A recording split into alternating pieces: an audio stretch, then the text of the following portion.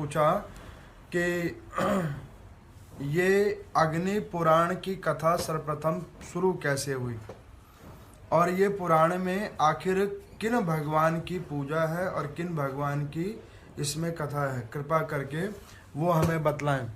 तो वो कहने लगे कि देखो, इस पुराण के अंदर में सर्वप्रथम ये पुराण जो है भगवान नारायण ने सूत जी भगवान को वेद व्यास के मुख के द्वारा सुनाया था और उस पुराण को सर्वप्रथम जो है सो अग्नि नारायण भगवान ने वशिष्ठ मुनि को सुनाया था। भगवान नारायण का जो बायां पांव है वो बायां पांव ही अग्नि पुराण है, बाएं पांव के अंदर में अग्नि पुराण है।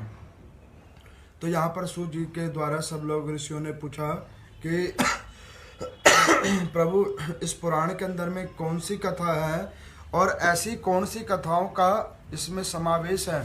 तो भगवान अग्नि नारायण कहते हैं कि देखो, इस अग्नि नारायण भगवान की कथा के अंदर में सर्वप्रथम जो है भगवान नारायण पूर्ण रूप में विद्यमान है और उनके जितने भी अवतार हुए हैं वो अवतारों की इसमें समाविष्टि है। तो वो यहाँ पे बतला रहे हैं कि एक बार सारे ऋषियों ने एकत्रित होकर सूत जी और व्यास जी से पूछा कि कृपा करके अग्नि नारायण भगवान की अग्नि पुराण की कथा को आप श्रवण कराइए। तो यहाँ पर वो कहने लगे कि देखो कि पृथ्वी के ऊपर में परा और पर दो प्रकार के जीवात्मा हैं। जो पृथ्वी पे विचरण करने वाले जीवात्मा हैं वो परा रूप हैं और जो पृथ्वी पे स्थूल हैं वो अपरा रूप में विद्यमान है। तो वो कहने लगे कि प्रभु इन जीवात्माओं का मुक्ति का उपाय और भेदन कैसे है। तो वो कहने लगे कि इन जीवात्माओं का मुक्ति और उपाय का भेदन जो है सो ऐसे पुराणों और ग्रंथों के श्रवण से है। तो वो यहाँ पर आगे बता रहे हैं कि परा ब्रह्म रूप स्वरूप भगवान अग्निदेव कहते हैं कि मैं ही नारायण हूँ और मैं ही चराचर पृथ्वी पे जीवात्मा का कल्याण करने वाला देव हूँ। तो यहाँ पर वशिष्ठ जी ने अग्निदेव से पूछा कि प्रभु कृपा करके अब आप अग्नि पुराण को श्रवण कराना शुरू करें। तो वो कहने लगे कि देखो, अग्नि पुराण का जो श्रवण हुआ है सर्वप्रथम वो कहते हैं कि भगवान नारायण ने मत्स्य अवतार लिया। वैवस मंत्र में एक मनु नाम के राजा हुए। ऐसे मनु राजा जब सतयुग के अंदर में प्रकट हुए तो सतयुग के अंदर में और कई राजा उत्पन्न हुए, लेकिन वैवस्वत मनु उत्पन्न हुए। ब्रह्मा जी ने जब सृष्टि की रचना की तो उस सृष्टि की रचना में एक पुरुष और एक स्त्री की उत्पत्ति की, मनु और शतरूपा। ये दो ब्रह्मा जी ने वर्ण उत्पन्न किए। अपने दाहिने अंग से, दाहिने जंगा से मनु को और बाएं जंगा से शतरूपा को उन्होंने उत्पन्न किया। अब वो ऐसे राजा मनु और शतरूपा उन दोनों ने मिलकर भगवान नारायण का पूजन किया, लेकिन उससे सृष्टि के अंदर में कोई भी संचालन नहीं हुआ। केवल और केवल नारायण भगवान का पूजन और पाठन हुआ। पृथ्वी पे जीवात्मा और कोई उत्पन्न नहीं हुए। जब पृथ्वी पे और कोई जीवात्मा उत्पन्न नहीं हुए तो उस समय में भगवान नारायण ने मनु को कहा कि हे देव, तुमको ब्रह्मा जी ने उत्पन्न किया था सृष्टि की संरचना करने के लिए और एक स्त्री और एक पुरुष का उन्होंने निर्माण किया था, लेकिन उसके बाद भी आप लोगों के द्वारा सृष्टि की रचना नहीं हुई, तो आपको सृष्टि की रचना करनी चाहिए। तो वो कहते हैं कि प्रभु सृष्टि रचना कैसे होगी। तो उन्होंने कहा कि इस कल्प के अंदर में पहले जला ही जल था, पृथ्वी पे केवल जल ही जल था, कुछ भागों में थल था। तो भगवान नारायण ने कहा कि अब एक बार प्रलय रूप लिया जाएगा और उस प्रलय रूप के अंदर में ये जो थल है वो भी जल हो जाएगा। अब राजा तू ये काम करना कि कुछ बीजों को, जिस बीजों से पृथ्वी पे आगे जीवन बनेगा, उन बीजों को संभाल के रखना और वो बीजों को जल में जब प्रविष्ट करोगे तो उससे नई प्रजातियां उत्पन्न होंगी। तो उन्होंने कहा कि प्रभु फिर आगे क्या होगा? तो उन्होंने कहा कि आगे मैं मत्स्य रूप लेके आऊँगा और ठीक आज से 7वें दिन ऐसे समुद्र के अंदर में एक नौका उत्पन्न होगी। वो स्वर्णमयी नौका के ऊपर में तू उन बीजों को लेके बैठ जाना, और जब तक ब्रह्मा की रात्रि संपन्न ना हो जाए तब तक तू उस नौका पे से नहीं उतरना, और तेरे साथ में सप्त ऋषि और बैठेंगे जो नई सृष्टि का वर्णन आगे करेंगे। इस प्रकार से भगवान नारायण ने मत्स्य रूप बना के राजा के अंजलि में आए। ज्यों ही राजा उसे फेंकने लगे तो उस मत्स्य ने कहा कि राजा मुझे फेंको नहीं, किसी सुगम स्थान पे रखो। तो राजा ने एक कलश में रखा। ऐसे मनु महाराज ने एक कलश में रखा, फिर वो उसमें वृद्धि को प्राप्त हुए, फिर एक जलाशय में रखा और वृद्धि प्राप्त हुई, फिर नदी में रखा और वृद्धि प्राप्त हुई। अंत में समुद्र में जब जाके फेंका तो वहाँ पे भगवान नारायण का मत्स्य अवतार हुआ। बोले मत्स्य अवतार भगवान की जय। ऐसे भगवान नारायण मत्स्य अवतार लेकर वहाँ पर प्रकट हुए। वहाँ पे चहुदिशी के अंदर में जलमय हो गया और एक स्वर्ण रूप में एक नौका उत्पन्न हुई। उस नौका में भगवान मत्स्य अवतार में भगवान नारायण के एक सिंह हुआ, ऊपर में उस पर स्वर्ण लगी हुई थी। उन्होंने कहा कि राजा इस स्वर्ण रूपी सिंह के ऊपर में अपनी नौका की रस्सी को बांध दो और अपना इसके ऊपर में एक रात्रि, ब्रह्मा की एक रात्रि आप निर्वाह करो, और जब एक रात्रि बीत जाएगी तब एक नए युग की शुरुआत होगी। उसको ऐसा कहकर भगवान नारायण स्वयं मत्स्य रूप में उस समुद्र के अंदर में प्रविष्ट हुए। अब इस प्रकार से इतनी कथा होने के बाद अग्निदेव से वशिष्ठ जी ने पूछा कि प्रभु जब सब कुछ आप स्वयं थे तो आप वैसे ही सृष्टि को उत्पन्न कर देते। तो भगवान नारायण कहने लगे कि देखो ये बात सत्य है कि आदि अनंत स्वरूप मैं ही हूँ और पृथ्वी पे जीवात्मा कोई भी नहीं है।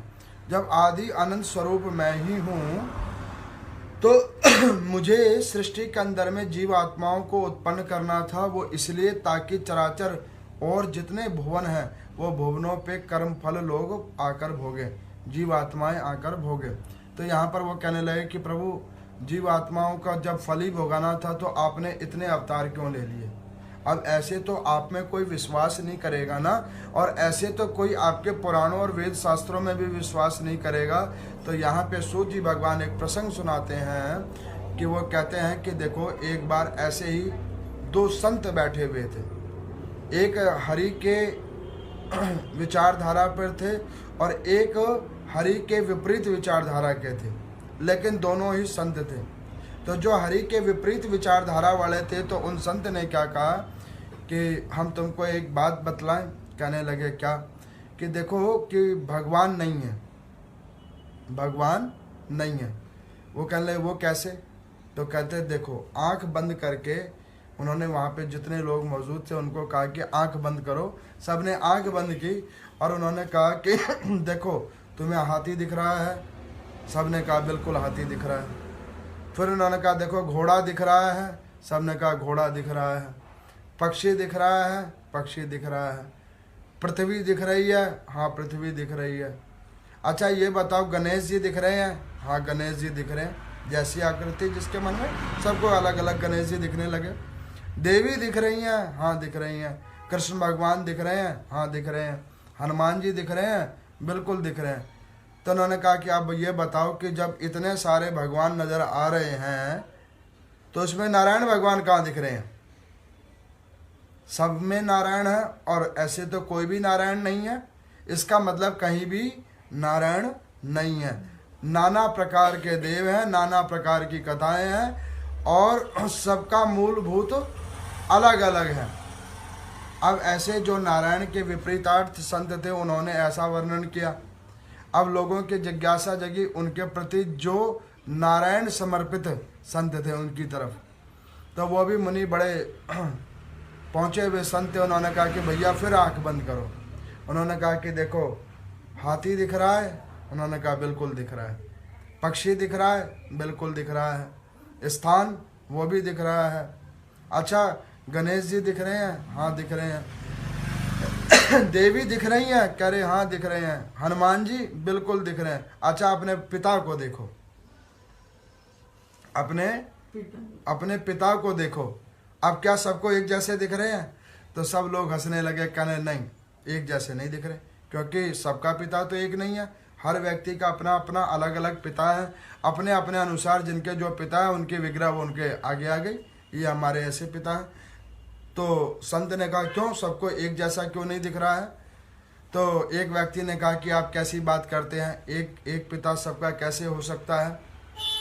सबको जन्म देने वाले अलग अलग पिता हैं। तो उन्होंने कहा कि इसी प्रकार से इष्ट देव सबके अलग अलग हो सकते हैं, लेकिन कॉमन शब्द पिता वो सबका समान है।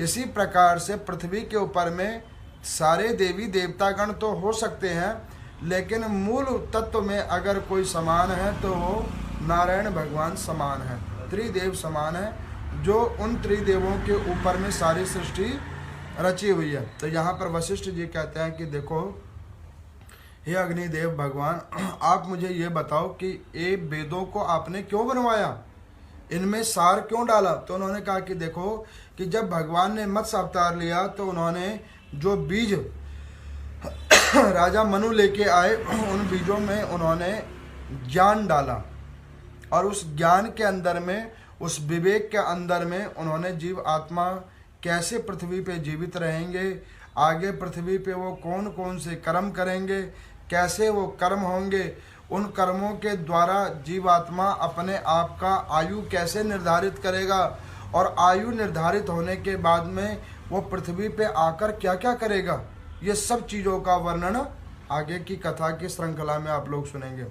इस कथा में आप लोग ये सुनेंगे अग्नि पुराण के अंदर में कि हम लोग व्रत क्यों रखते हैं, पूजा क्यों करते हैं, अच्छा जाप क्यों करते हैं, पाठ क्यों करते हैं, कैसे करना चाहिए, किस भगवान की कैसे पूजा होती है, अच्छा हम पृथ्वी पे क्यों आए हैं, ये इस कथा में आपको पता लगेगा। इस कथा में आपको ये भी पता लगेगा कि हम जो अभी कर रहे हैं ये कर्म, हमारा भाई कौन है, हमारे माता कौन है, पिता कौन है, पूर्व जन्म में हम थे कौन, और आगे इन कर्मों को भोग कर हम जाएंगे कहाँ, किस योनि में जाएंगे, और अंत जब हमारा हो जाएगा तो और कितनी योनियों में हमें घूमना पड़ेगा, ये भी हमें ये ग्रंथ बताएगा। समय अनुसार ये ग्रंथ हमें बतलाएगा कि आगे पृथ्वी पे हम लोग कितनी बार आ चुके हैं और कितनी बार अभी हमें आना पड़ेगा, और जितने कुल कुटुंब बांधव स्नेही जन हैं वो हमारे कौन हैं, ये सब धीरे धीरे धीरे धीरे हमें पता लगता जाएगा। इस कथा के अंदर में, इस अग्नि पुराण के अंदर में मूल तत्व में केवल और केवल एक यही सार है कि पृथ्वी के ऊपर में जीव आत्मा कैसे रहते हैं, क्यों उत्पन्न हुए हैं, पहले वो कौन थे और अब बाद में वो कौन बनेंगे, इसका ये सार यही है अग्नि पुराण। और ऐसे अग्नि पुराण को आप लोग दैनिक रूप में पाठन करेंगे, और उसको धीरे धीरे धीरे धीरे कुछ कुछ अध्यायों में हम आपको दैनिक रूप में कथा में सुनाएंगे। जो लोग ऑनलाइन सुन रहे हैं, बहुत सारे लोगों को मैं देख रहा हूँ ऑनलाइन सुन रहे हैं, तो उन ऑनलाइन सुनने वाले व्यक्तियों को भी अगर आवाज़ क्लियर जा रही हो तो मैं उनको ये कहूँगा कि दैनिक रूप में आप जो ये कथा श्रवण करेंगे अग्नि नारायण भगवान की, तो उस अग्नि नारायण भगवान की कथा श्रवण करने के दो फल हैं। एक, जो अभी तक हम लोग पूजा पाठ करते आ रहे थे, हमने बस उसको सुना, देखा, देख के कर रहे थे, क्यों कर रहे हैं ये नहीं पता, कैसे होता है ये नहीं पता, किसके लिए होता है ये भी नहीं पता, बस हमें ये पता है कि सोमवार है शिव भगवान के लिए होता है, मंगलवार है हनुमान जी के लिए होता है, बुधवार है गणेश जी के लिए होता है, वीरवार है बृहस्पति भगवान के लिए, शुक्रवार देवी के लिए, और शनिवार ग्रह के लिए, शनि देवता के लिए। लेकिन मूल तत्वों में अब पता लगेगा कि कौन सा वार किस लिए मनाया जाता है, हम कौन से ऐसे कर्मों को करके यहाँ तक आए हैं, और यहाँ ये कर्म करने के बाद में अब हम कहाँ जाएंगे, तो ये 383 अध्यायों की एक कथा है, और जिसमें से दैनिक रूप पे मैं आपको कथा सुनाऊंगा।